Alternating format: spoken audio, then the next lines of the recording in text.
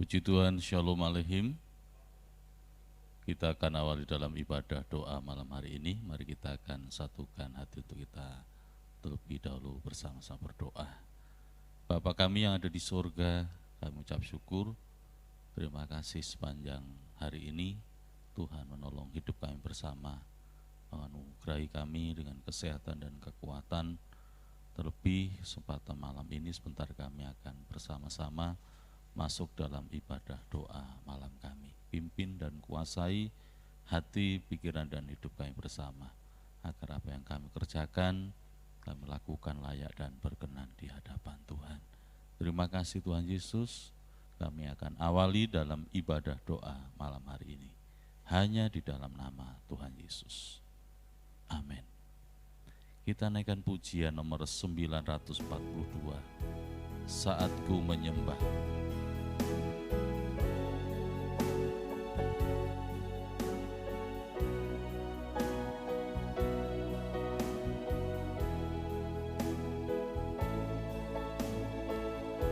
Saat ku menyembahmu,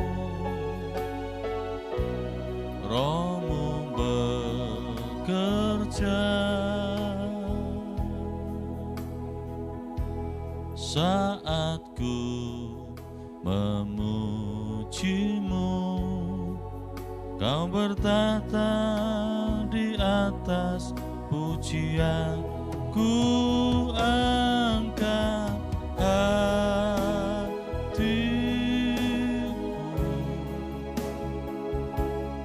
ku pandang kekudusan-Mu. Saat ku sembah, ku puji-Mu, ku rasakan kehadiran-Mu Tuhan. Saat ku menyembah-Mu, Roh-Mu bekerja. Saat ku memuji-Mu, Kau bertata di atas pujian. Ku angkat hatiku, ku pandang kekudusan-Mu. Saat ku sembah,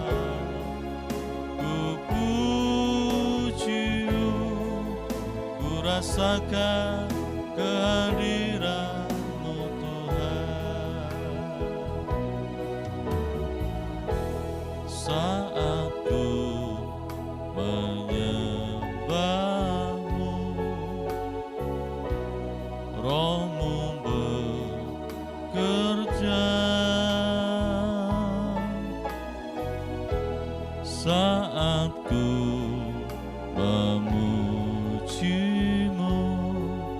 Kau bertata di atas pujian. Ku angkat hatiku, ku pandang kekudusan-Mu. Saat ku sembah,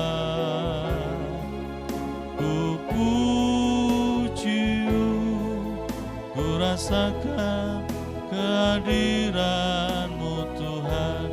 Ku angkat hatiku, ku pandang kekudusan-Mu. Saat ku sembah,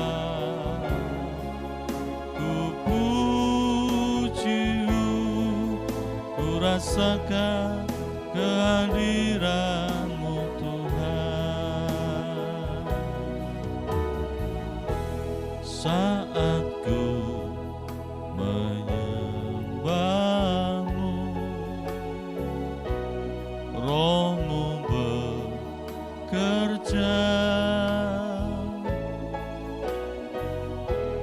saat ku memujimu. Kau bertata di atas pujian, ku angkat hatiku, ku pandang kekudusan-Mu. Saat ku sembah, ku puji-Mu, ku rasakan kehadiran-Mu Tuhan, ku angkat hatiku. Amin Tuhan. Ku pandang kekudusan-Mu. Saat ku sembah, ku puji-Mu, ku rasakan kehadiran-Mu Tuhan, ku angkat hatiku, ku pandang kekudusan-Mu. Saat ku sembah, ku puji-Mu, ku rasakan kehadiran-Mu Tuhan, ku rasakan kehadiran-Mu Tuhan, ku rasakan kehadiran-Mu Tuhan.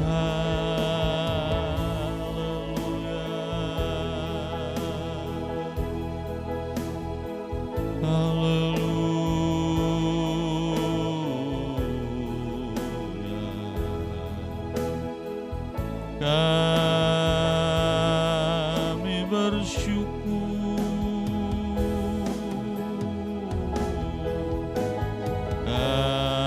kami memuji dan menyembah, kami agungkan Engkau Yesusku.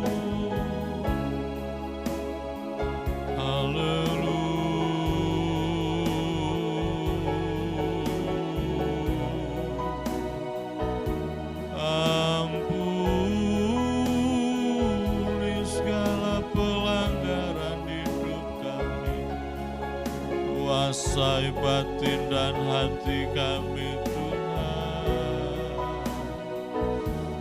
Jamah kami Yesus,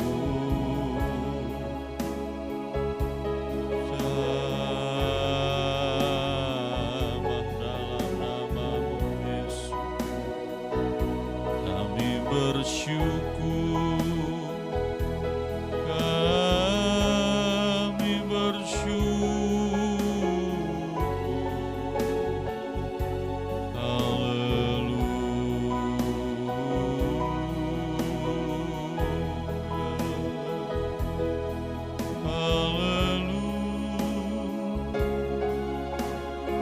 Terima kasih Tuhan, dalam nama Yesus kami bersyukur.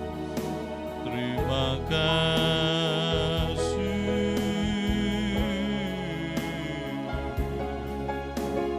Haleluya.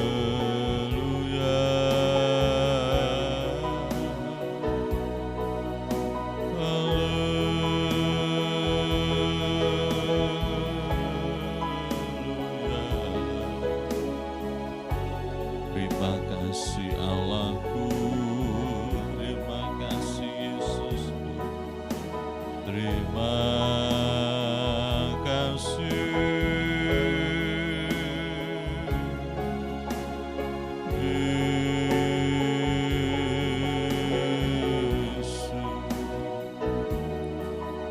Terima kasih Bapa, sepanjang hari ini kasih-Mu melimpah atas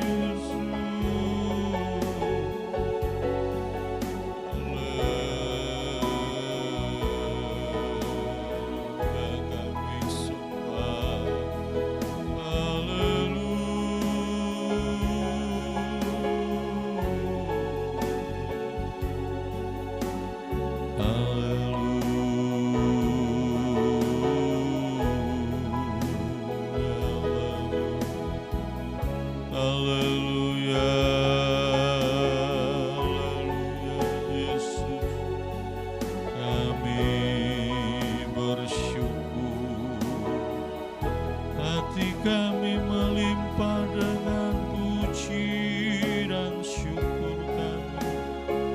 Engkau mengasihani kami Tuhan, menolong dalam setiap hidup kami Yesus.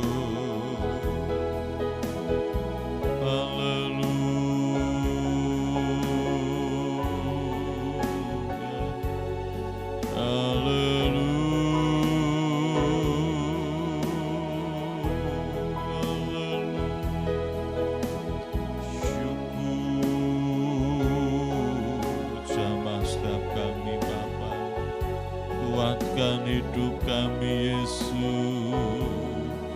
Engkau penopang dalam segala pergumulan kami.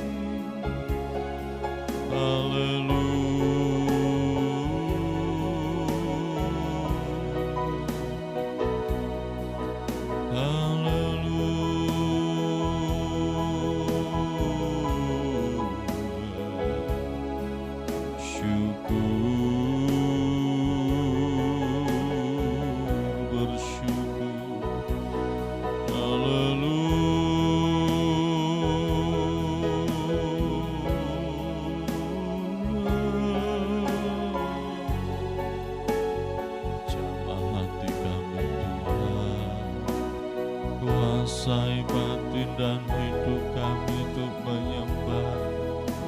Kami bersyukur buat kemurahan-Mu Yesus. Haleluya, haleluya, syukur.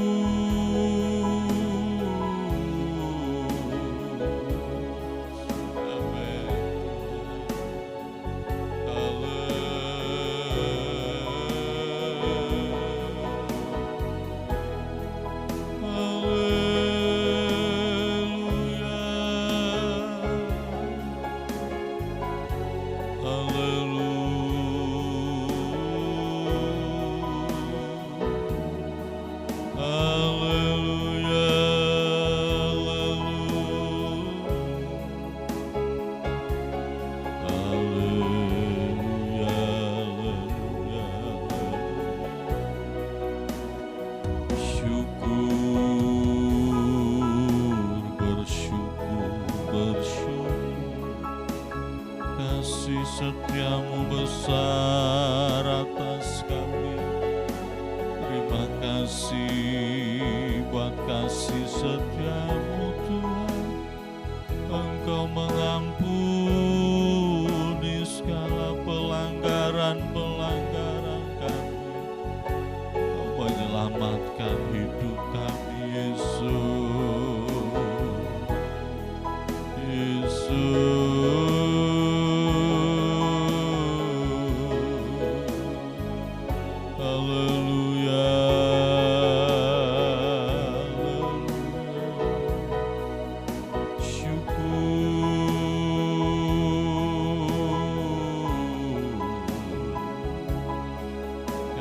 Sembah Engkau Tuhan, ampuni kami Yesus. Layakkan kami untuk memuji dan menyembah. Syukur, haleluya, haleluya.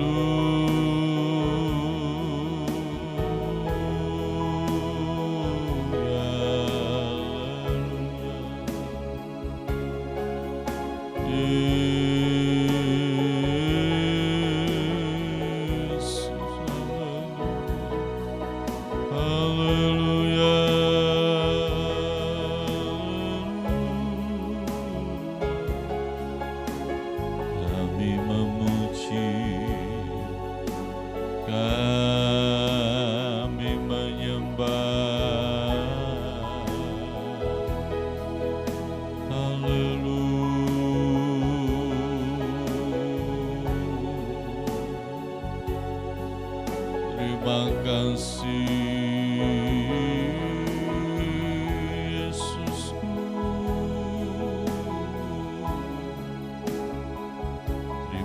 kasih Tuhan,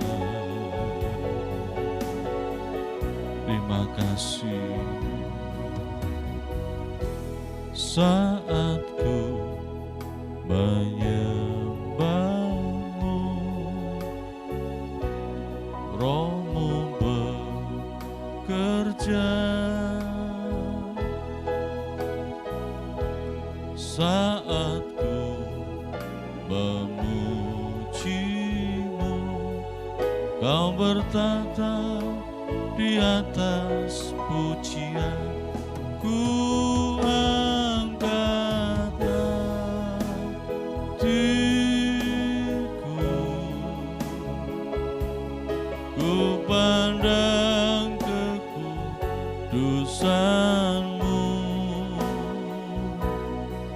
Saat ku sembah, ku puji-Mu, ku rasakan kehadiran-Mu Tuhan.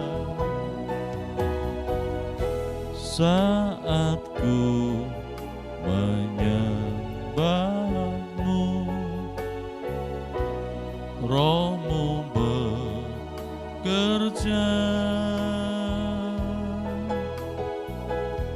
Saat ku memuji-Mu, Kau bertata di atas pujian. Ku angkat hatiku,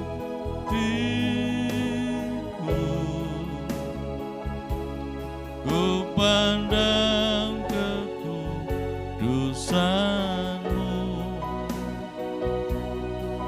Saat ku sembah, ku puji-Mu, ku rasakan kehadiran-Mu Tuhan. Ku rasakan kehadiran-Mu Tuhan. Ku rasakan kehadiran-Mu Tuhan. Biarlah hati dan hidup kita senantiasa rindu untuk memuji dan menyembah kepada Tuhan. Malam ini kita akan menaikkan doa kita di hadapan Tuhan. Kita terus berdoa bagi bangsa negara kita, Indonesia. Biar Tuhan tetap memberkati, menolong, melawat, menyertai para pemimpin bangsa ini. Dari tingkat pusat sampai pada daerah. Memberkati untuk aparat keamanan, TNI Polri, yang berjaga-jaga di seluruh wilayah Negara Kesatuan Republik Indonesia. Biar Tuhan sertai, lalu aparat medis, untuk tenaga medis, bahkan juga tenaga kesehatan yang terus berjuang di garda depan untuk menanggulangi, menyelesaikan wabah COVID ini, agar juga Tuhan sertai, Tuhan berkati dengan kekuatan kesehatan dalam perlindungan Tuhan, sehingga tidak semakin banyak yang berguguran, namun semua dalam kemurahan Tuhan, semua dapat ditangani dengan baik, bahkan dampak-dampak akibat dari pandemi COVID ini juga dapat diselesaikan oleh pemerintahan kita yang ada, sehingga tetap damai, sejahtera, dan penuh dengan kemurahan. Kita juga berdoa untuk Gereja Tuhan, GPS Shalom Lamongan. Kita terus bawa dalam doa, biar Tuhan yang menolong, menyertai, memberkati, baik dalam jam-jam ibadah doa malam, baik juga dalam ibadah PA, ibadah pemuda, ibadah raya minggu jam 6 pagi, jam 9, jam 5 sore, biar semua juga disertai dan dipimpin oleh Tuhan. Dipersilakan Ibu Sandra untuk menaikkan doa.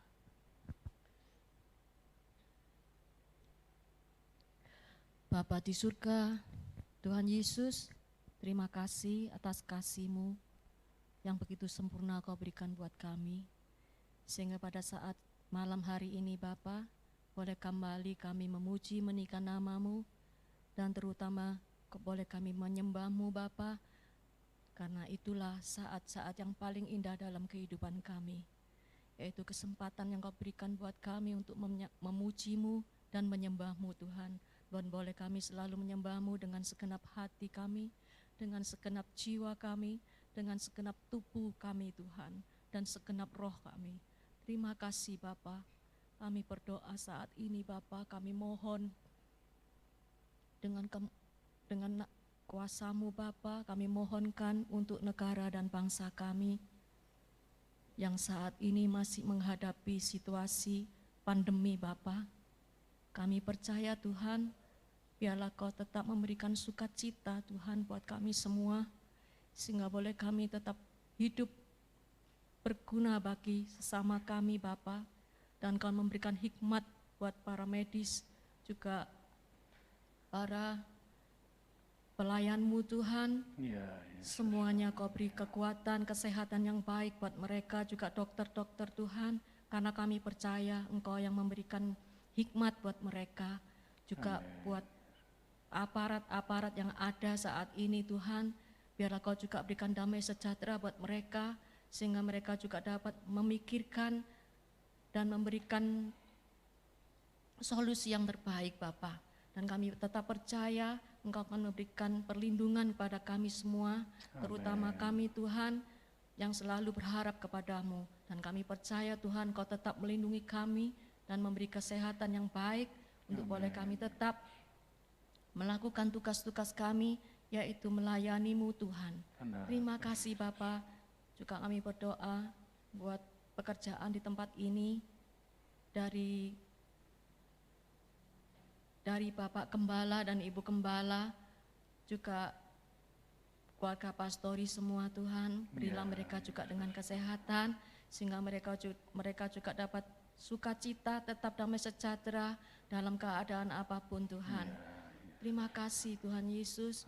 Juga untuk acara-acara kebaktian di tempat ini, biarlah Kau selalu memberkati, di mana saat ini boleh kami tidak seperti biasanya Tuhan, kita ada kebaktian 1, 2, 3, tapi kami tetap percaya Engkau tetap menyertai kami semua. Sehingga boleh kami semakin maju, semakin mengenal Engkau Tuhan, bahwa kami tetap butuh akan kebenaran firman-Mu Tuhan. Terima kasih Tuhan Yesus. Juga saudara-saudara kami yang lain Tuhan, yang saat ini dalam keadaan sakit, kami tetap mohon Tuhan Kau beri belas kasihan, Kau berikan kesembuhan buat mereka.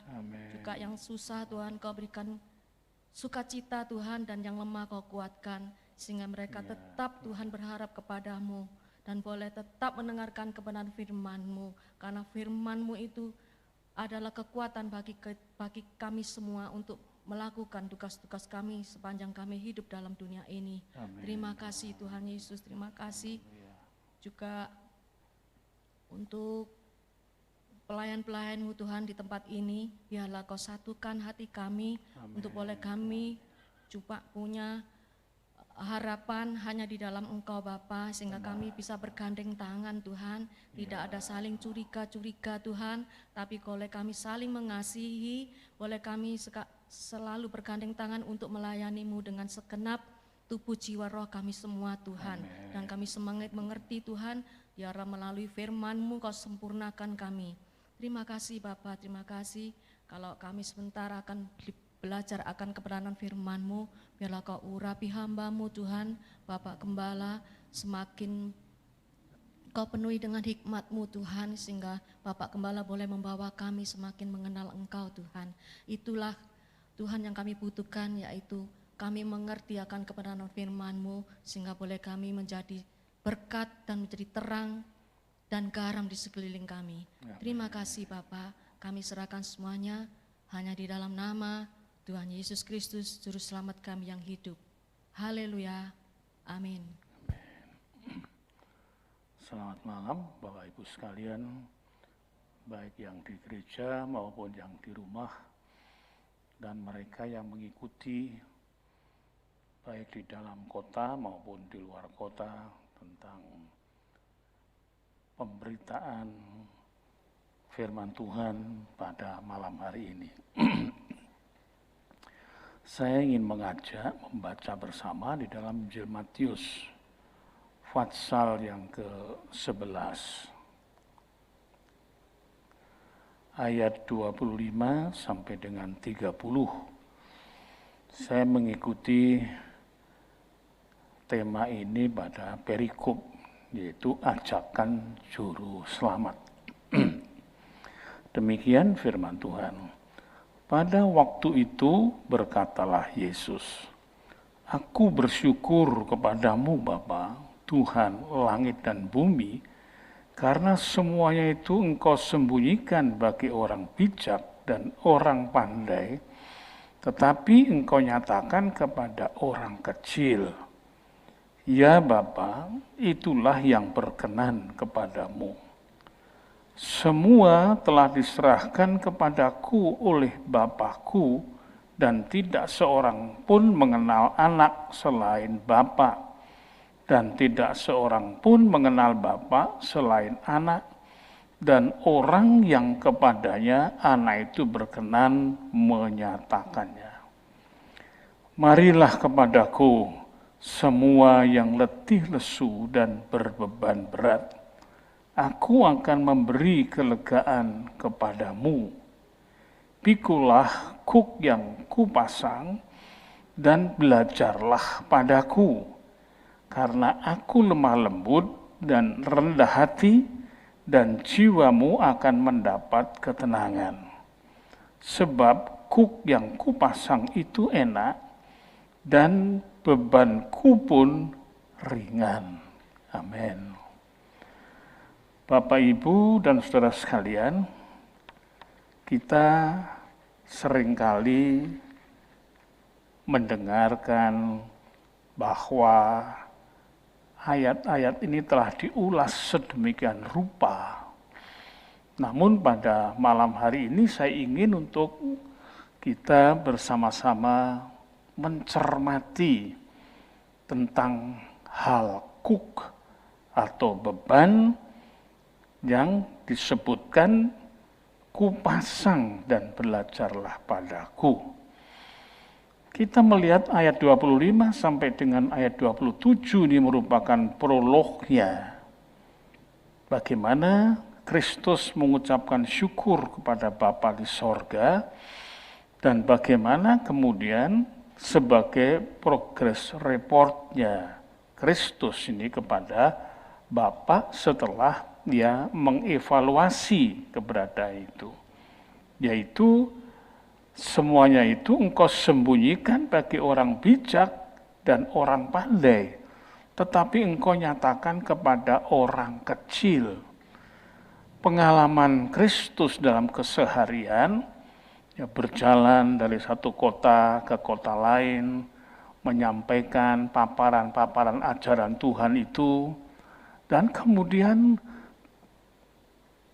Kristus pun juga membuat satu analisa yang tajam tentang apa yang disampaikannya itu kepada masyarakat.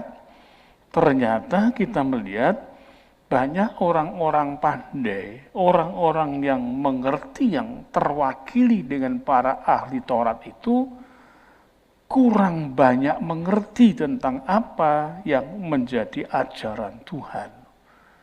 Tetapi justru rakyat biasa yang kecil, yang sederhana itu cepat menangkap. Itu dapat dilihat dari bagaimana tatkala Kristus melihat banyak mereka dari rakyat kecil yang cepat menerima akan Kristus dan menyampaikan berbagai permasalahannya kepada Kristus. Dan itulah yang kemudian disimpulkan dalam apa yang diamati itu orang-orang bijak, orang-orang pandai, mereka kurang dapat mengerti akan ajaran Tuhan. Lalu kemudian di situ dijelaskan, ya Bapa, itulah yang berkenan kepadamu. Karena memang di dunia kita ini yang paling punya kepentingan untuk dimengertikan, ditolong, dihiburkan, dibela adalah rakyat kecil atau umat yang paling sederhana. Kenapa demikian? Kadang-kadang orang pintar, orang pandai, orang yang kaya, mereka sudah merasakan sesuatu kemapanan di dalam segala sektor kehidupannya.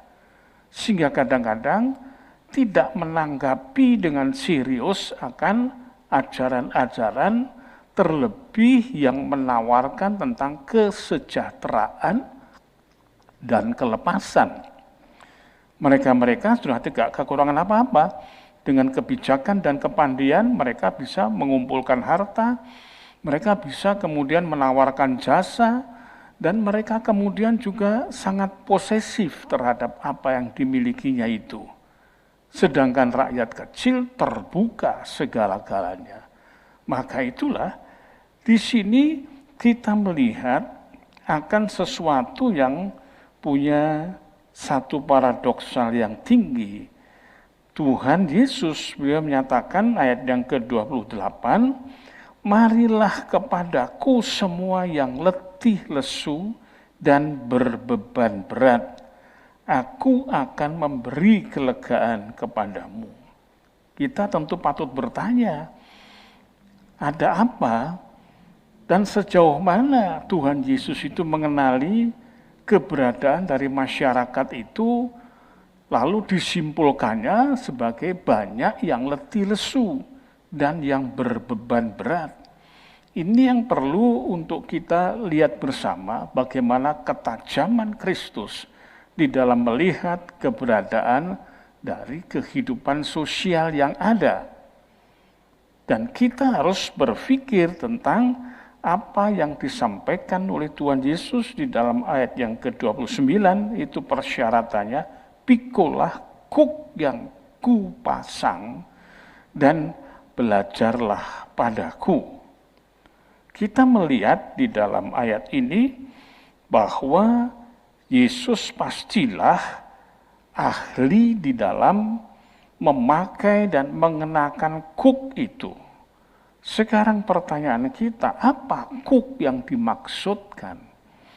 Karena ayat ini dan Injil Matius ditujukan kepada orang-orang Yahudi, maka berbicara tentang masalah kuk, mereka sudah langsung bisa menangkap apa yang dimaksudkan itu.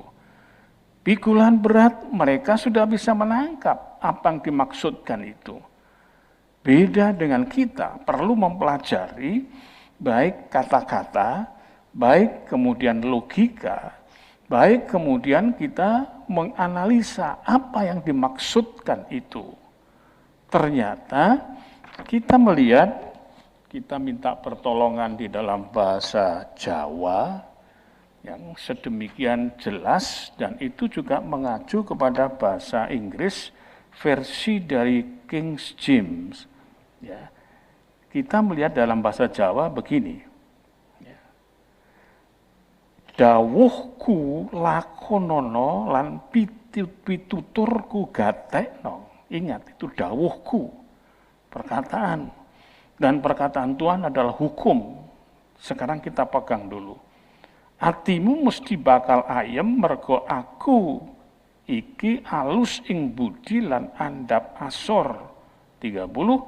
Awit dawuhku kuwi ora angel. Dawuh, perkataan, ajaran, didikan.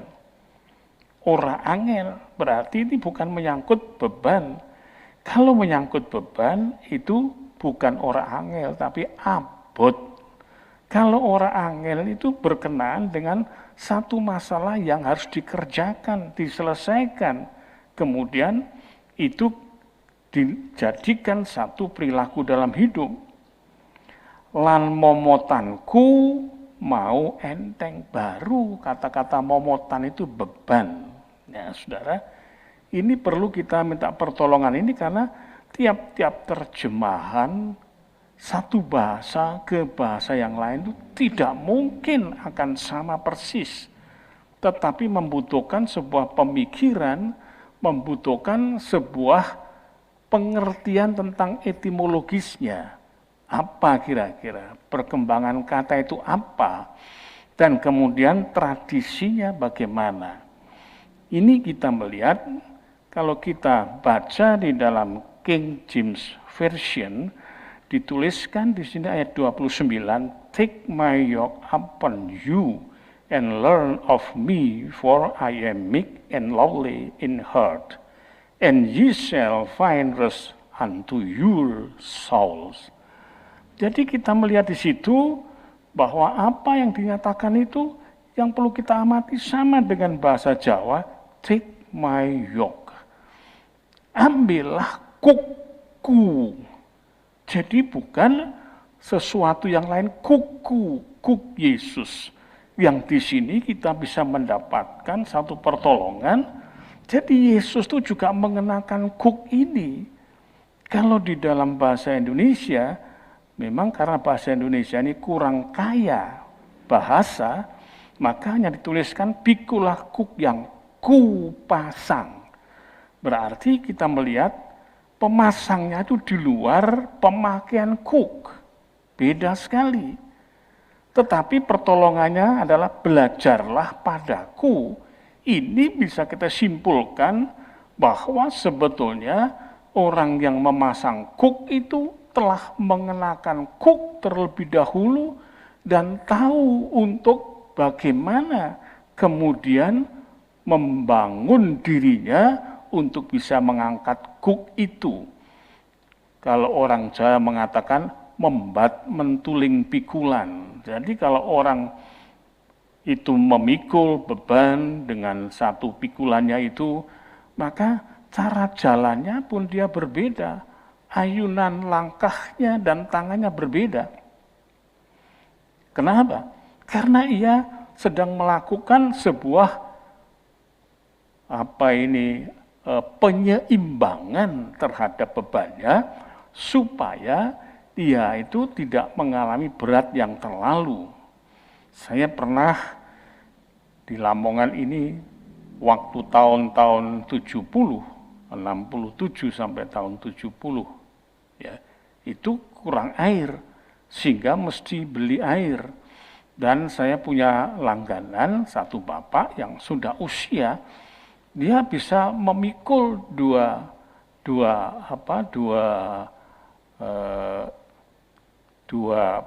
bukan bak ya, tetapi tempatnya orang beli minyak goreng itu dulu ada tempatnya yang dibangun begitu rupa itu dilubangi oleh dia, kemudian dipasang air, kemudian dijadikan ya sarana untuk menjual air.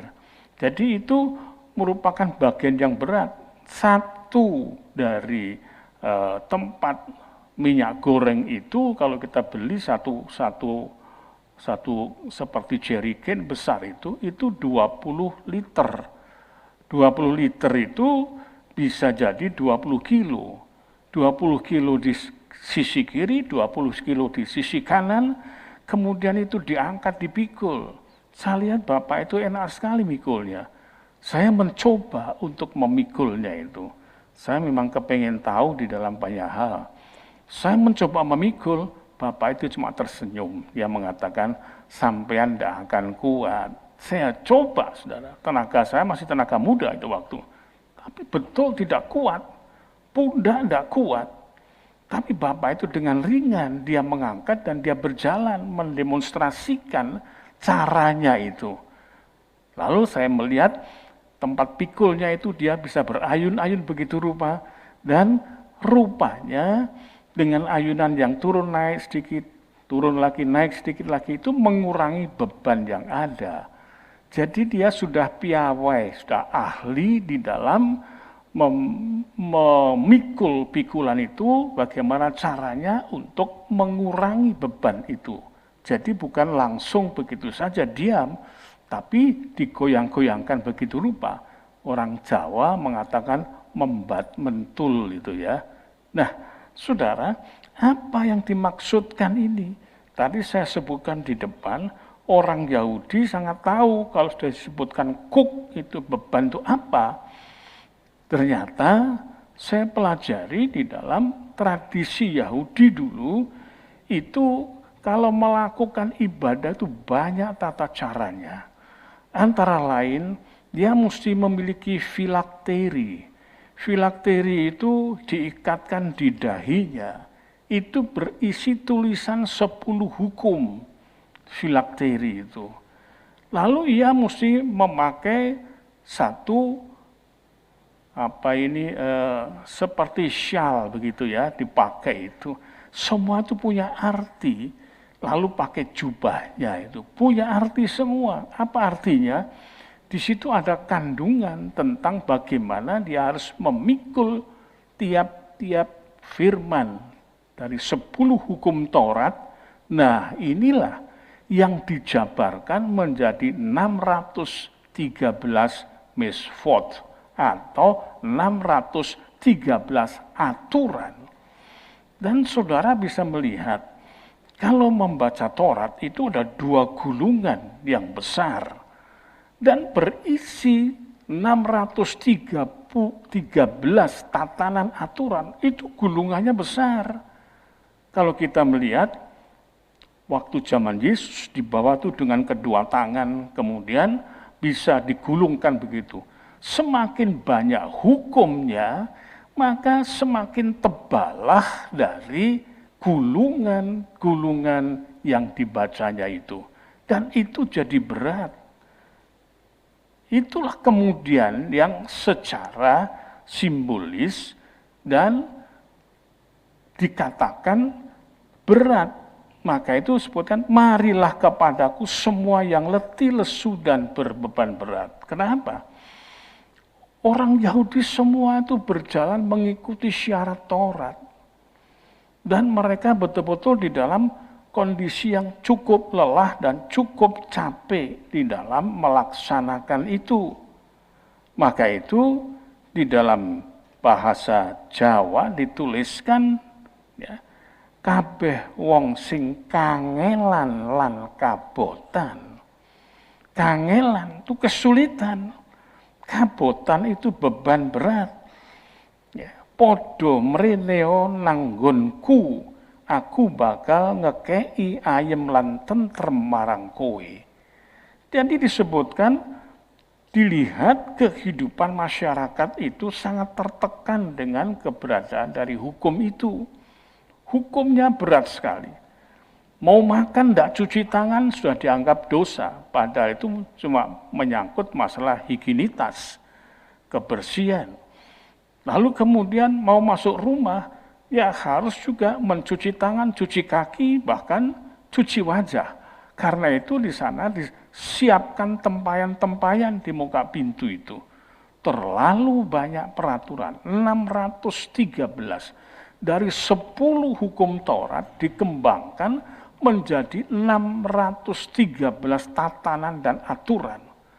Membuat bangsa ini hanya capek dan lelah melakukan apa yang dituntut oleh Taurat di dalam penjabaran oleh para rabbinik itu. Nah, saudara, itu sebabnya dilihat oleh Tuhan Yesus, beliau menyampaikan bahwa kabeh wong sing kangelan lan kabotan, sulit dan berat. Itu dipandangnya di situ. Jadi bukan beban masalah ekonomi, bukan beban masalah kehidupan tentang sandang pangan papan saja, tapi adalah cara menerapkan peraturan itu. Kalau sudah umur 12, maka yang laki-laki jadi bar mitzvah, yang wanita jadi bat mitzvah. Mereka harus dibawa naik, dia masuk ke dalam apa yang disebut aliyah, naik. Lalu kemudian masuk, naik itu kemudian menghadap kepada mezbah. Dan mereka siap untuk menerima hukum Taurat. Dia menjadi bar mitzvah kalau laki-laki dan bat mitzvah kalau dia perempuan. Sejak itu mereka tidak boleh lepas dari bergulat, berkutat tentang hukum itu. Itulah sebabnya Tuhan Yesus beliau mengatakan, engkau pandai untuk menghindarkan firman Allah melalui tradisi nenek moyangmu itu. Sehingga ada yang mengatakan bahwa kalau seluruh harta bendanya telah diberikan kepada sinagoge atau sinagog atau rumah sembahyang, maka sudah tidak wajib lagi untuk memberikan tanggung jawab kepada orang tuanya. Padahal hukum yang kelima itu disebutkan, hormatilah ibu bapamu supaya dipanjangkannya umurmu. Jadi sudah berubah begitu rupa. Meninggalkan beban psikologis yang berat. Karena itu Tuhan Yesus beliau menyatakan, pikulah kuk yang kupasang. Saya agak meluruskan, pikulah kuku yang kupasang. Yesus sudah memberikan sebuah contoh bagaimana ketaatan kepada Bapa. Ketaatan kepada Allah yang di sorga. Maka itu disiplin yang tinggi ada pada Kristus. Tatkala pertama kali mau mengadakan satu mujizat di Kana di dalam perjamuan kawin, maka di sana kekurangan anggur. Dan Ibu Yesus mengatakan, Yesus mereka kekurangan anggur. Tapi kemudian beliau menjawab, ada apa dengan aku, hai ibuku? Saatku belum tiba.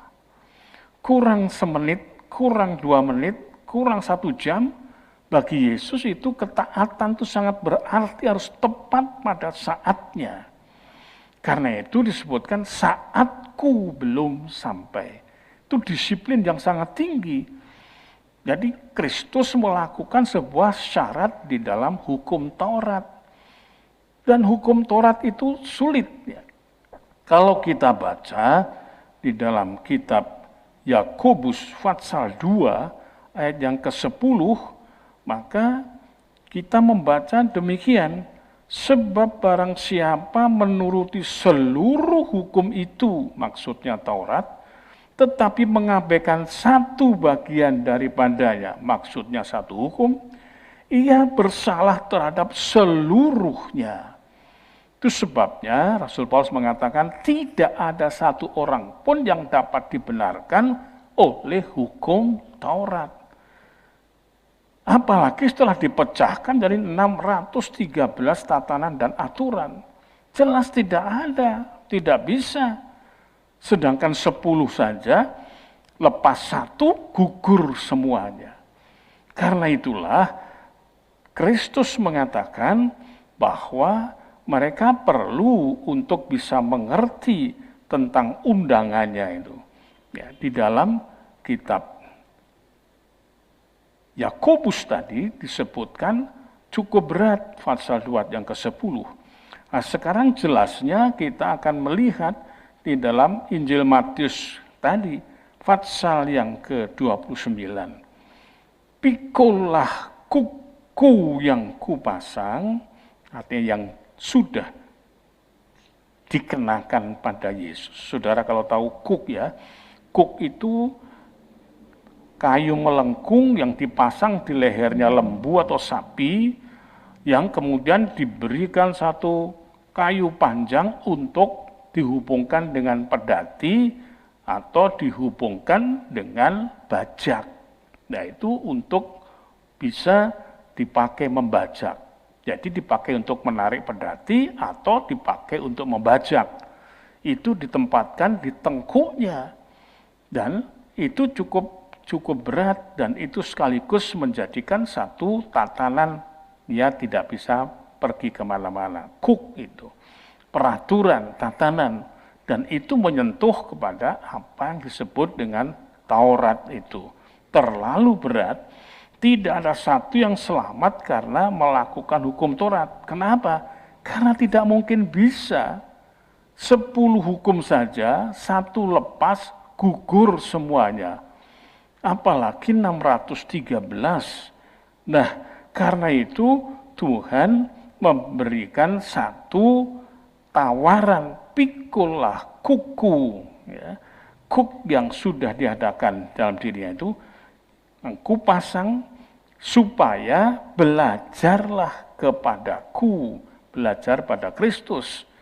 Karena itu Tuhan Yesus beliau menuliskan di dalam ajarannya dan pengakuannya bahwa akulah jalan dan kebenaran dan hidup.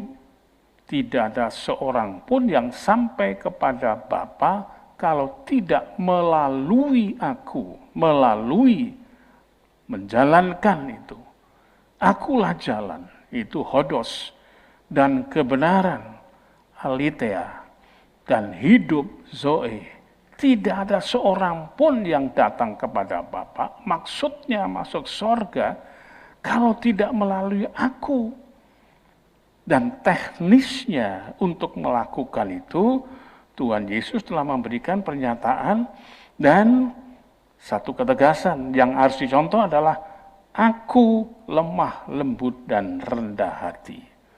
Caranya Kristus untuk mengumpankan dirinya memikul kuk itu harus dengan jiwa yang lembut. 29. Harus dengan jiwa yang lembut dan rendah hati.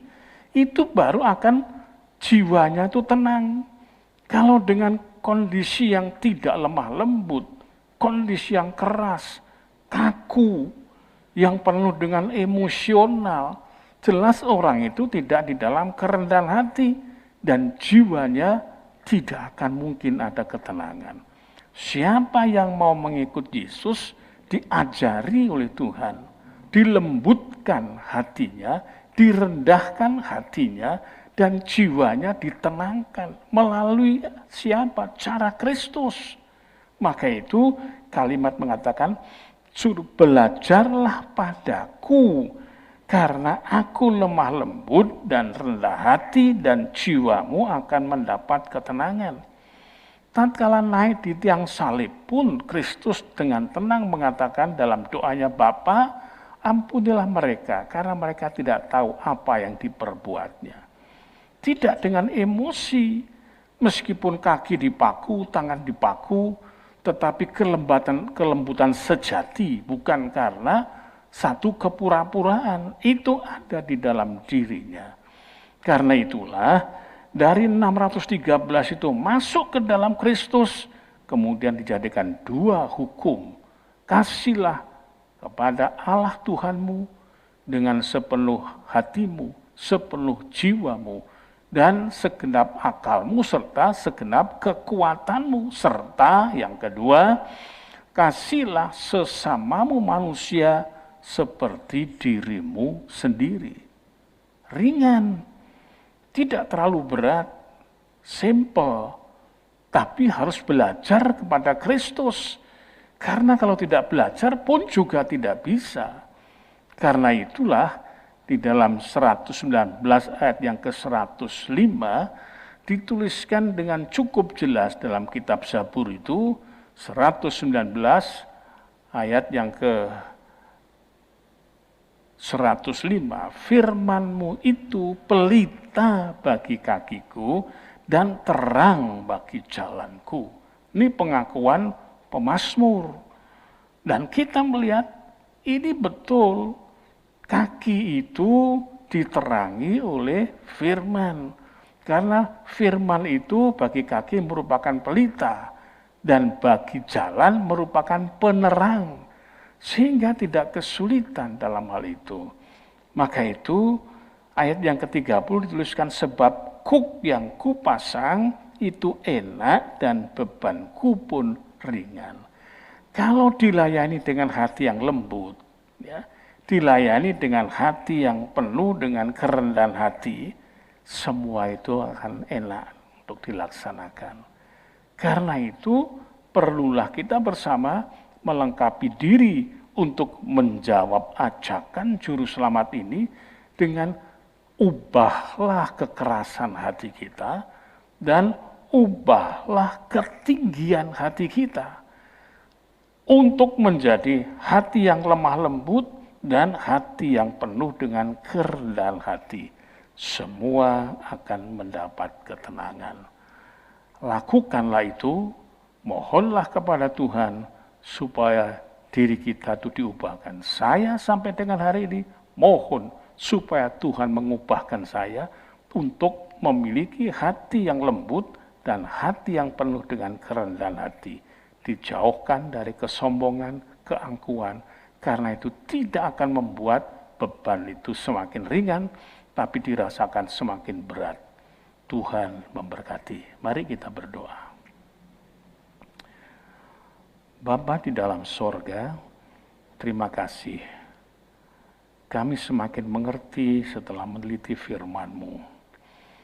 Engkaulah satu-satunya dan menarik semua orang kepada diri-Mu untuk berperilaku dua hal yang merupakan kunci hidup dalam ketenangan, yaitu penuh dengan kelemah lembutan dan rendah hati. Engkau sudah mengatakan bahwa itu ringan. Engkau tidak pernah berbohong dan tidak salah menafsirkan. Apabila kami melakukan, kehidupan kami diubahkan. Karena itu hamba-Mu mohon pengubahan diri hamba-Mu terus menerus, supaya semakin nyaman di dalam mengangkat kuknya Tuhan di dalam kami. Dalam nama Tuhan Yesus Kristus. Amin. Ibadah doa malam kita telah selesai. Tuhan Yesus memberkati Bapak, Ibu yang sudah mengikuti ibadah ini secara online di rumah masing-masing. Demikian juga yang mendengarkan. Kita akan bertemu lagi dalam ibadah doa malam pada besok pukul 8. Besok Minggu ya. Senin ya. Pada besok Senin pukul 18.30 sampai 19.30. Sedangkan besok ibadah pagi jam 6 mulai, ibadah sesi kedua jam 9 mulai, sesi ketiga jam 5 mulai di dalam ibadah perjamuan asa yang kudus. Kenapa dibagi 3? Untuk mengikuti standar protokol kesehatan yang disampaikan pemerintah supaya menghindari kerumunan yang banyak. Maka Bapak Ibu kalau mau hadir, pilih pagi, siang, atau sore. Tuhan Yesus memberkati.